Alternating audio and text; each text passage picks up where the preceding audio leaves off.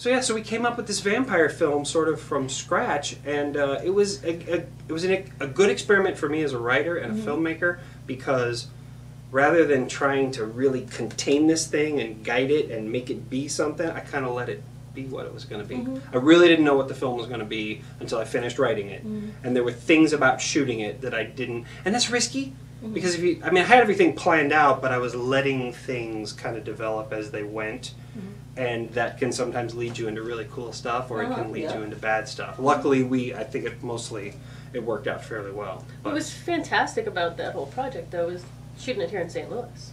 Yes. That everybody that was involved in it was from St. Louis. Yeah. Wyatt had originally written it with an idea of an actress from LA who he had worked with previously. Which would have just been a complete disaster if it had happened. Yeah, we would have killed her. I mean, you talk about how beautiful Caitlin is, but she's also in unbelievable shape. Yeah, I saw her new picture out there, because she's a fitness expert. Yes, I was like, okay, go, Caitlin. Yeah. She's buff, and she was in that kind of shape when we were filming, and if she hadn't been, she wouldn't have been able to do this role. I mean, she ran a lot. Well, and it was Caitlin's first feature, and I think that she just, on the one hand, she didn't know any better. She didn't know to tell us, hey, I got to take a break. Well, she didn't have any preconceived ideas. She actually came in to read for a different part. She came in to read for one of the 17-year-old obnoxious girls. And we had picked her for that role because her headshot was like 7 years old. So when we saw the headshot, we're like, oh yeah, let's get her because she looks 17. Well, she walks in, and as Wyatt puts, she's obviously not 17. Woman, right? Yeah. So we sent her, we said, we're not reading you for the 17-year-old part, and we gave her the pages for the Laura character and sent her back out, and 45 minutes later she came back in and read for Laura.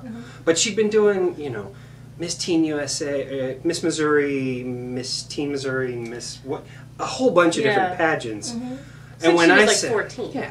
Wow. So she's used to just this whole thing, and when I said, we're going to cover you with mud, we're going to bloody one of your eyes, you're going to be beat up and chased for half of the film, she was like, bring it on. Because she was looking forward to not being gorgeous all the time. And you would have never, and that came through in the film, I would have never thought that she was a beauty queen and did all these pageants of, because she was Caitlin. She was this grungy, coming out of the ground girl. Instead of, every moment being this real precision thing, every moment was just, give me some more mud, Right. That was it. And she or, give me the water bottle. Yeah. So, but because she was relatively inexperienced in film work, she came to it with no expectations, no preconceived ideas, no diva whatsoever at all. No diva. And I think now that she's more experienced, I don't think she'd have any diva. I just think she'd be better at pacing herself. Or she'd be more prepared for how to... I think she'd go 90 miles an hour from the minute we said go in the morning, and by noon, she'd be wasted. I think now she'd know how to pace herself out the course of a shooting day better. Despite being wasted by noon, though, she would keep pushing the rest of the day. There were literally days we shut down early because she was so heat exhausted and tired. Because we shot chase scenes. She's outrunning cop cars in the park, and that's not special effects. There's a scene in the park where she outruns the cop cars. That's Caitlin. Wow. That's not speed, special effects, anything. She outruns the cop car. That's what she does. Okay. Yeah. There are scenes in the movie where she's outrunning the Mini Cooper, and I remember reading something about you saying that the film kind of became the film. It became her, something to that effect, because she just she kind of became the heart and soul of the film. Yeah, and she wanted to just make it good, and she just kept going and going. Yeah. So we found her locally. We found her through Talent Plus, and she. If we had tried to use a more seasoned Hollywood actress with a name, we probably could have gotten away with some of the same things. I just think it would have been a slightly different shoot. I think we would have pushed anybody else's buttons a little more so than Caitlin's. Caitlin was really... But Caitlin still loves us. Yeah, she'll work with us again. How did you guys come to work together? We've actually known each other, what did we figure, since '89? Yeah, 20 plus years probably. We had mutual friends here in St. Louis who also were out in LA. So whenever Wyatt would be in town for the holidays or whatever, the whole group would get together. We'd run into each other. I'd go visit out there. We'd run into each other. But it was 2005 that Wyatt was coming back to St. Louis to shoot a short film called Timeline. And I saw a posting on Craigslist or somewhere, and I'm like, Wyatt Weed, how many Wyatt Weeds can there be? Right. But so I called up and I said, hey, I'm here if you need me. And I had just gotten laid off from a job, so I was available during the day to do the shoot. And now you guys have built Pirate Pictures. Yeah. Right? Well, us and Bob Clark. Who, Okay. You know, you can't do anything without the money man. And Bob's been sort of the backbone and helped us with getting all the toys and giving us a place to work, and so he's the executive producer. So the three of us form a nice team for Pirate. So you all have a I'm gonna let the cat out of the bag, right? You guys have a new studio now, and I thought she was gonna say you guys are in a relationship. No, that's no secret. Everybody knows. And I'm sorry. Go ahead. Are you?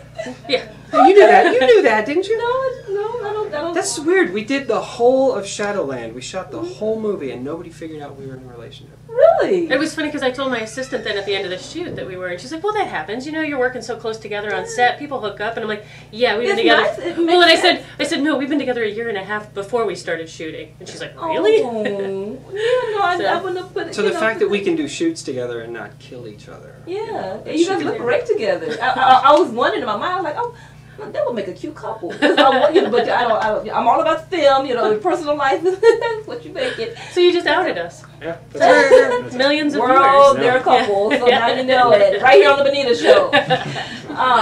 So yeah, the new office though, we're really excited that's about that. That's it's Main Street, St. Charles, and so it's a historic area actually where we shot a good part of the film. Beautiful. I love St. Charles. Yeah. Nice So. place. Well, the first time I came to visit her at her apartment, in 2005, she answered the ad. We decided to work together on this short film called Timeline. We needed a location. I was looking for a kind of a cute little cafe, like a sidewalk cafe. She said, come to Main Street in St. Charles. I'll take you to the places I know. So we met her in St. Charles, and her apartment is right off of Main Street in St. Charles. And I walk into the alleyway where you go up to her apartment, and it's this 6-foot wide, 100-foot long, creepy brick alleyway. And I walked in and I looked around and I went, oh, this is a great location. We got to come back here and make a vampire film.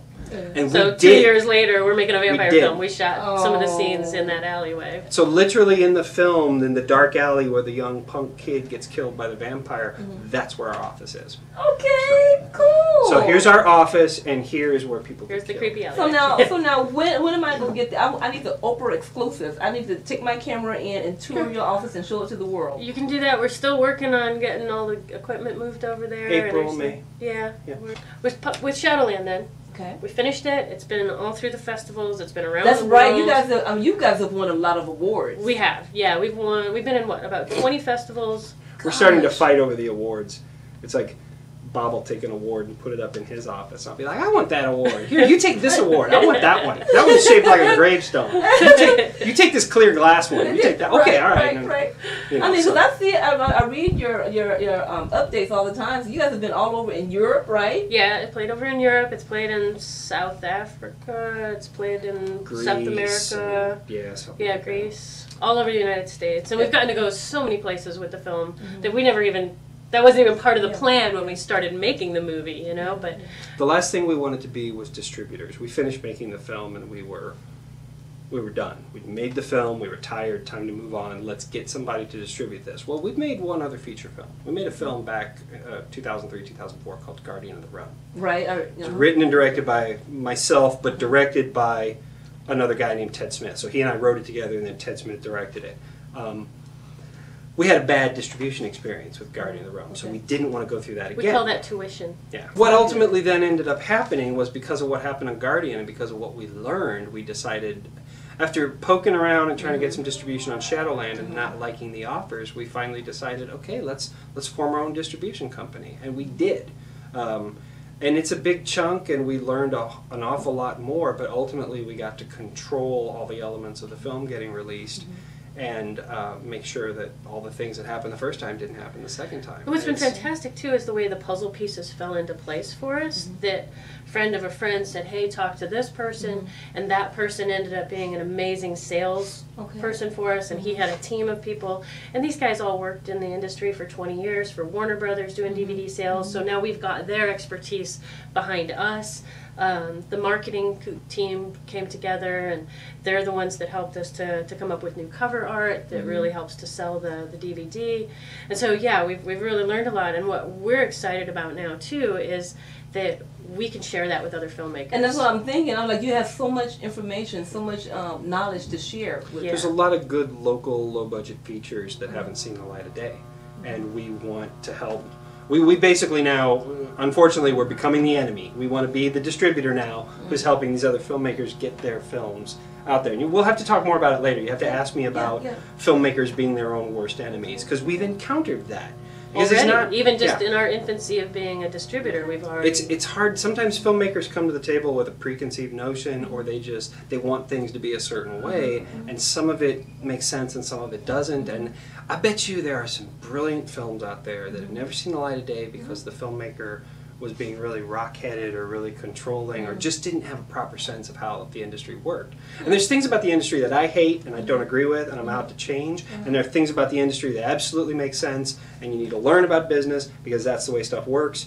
And there are some filmmakers who they want to be filmmakers and they don't worry about that business stuff and just want to be creative and go make Those are kind of the guys we want for our clients, though. Well, it's just like, you guys take the rest of it. It all works together. The development and the marketing and the filmmaking and then the distribution, it is all part of the same thing. And in Hollywood, we see sometimes the distribution sort of driving, it's a product that's being advertised to people before it's even a film.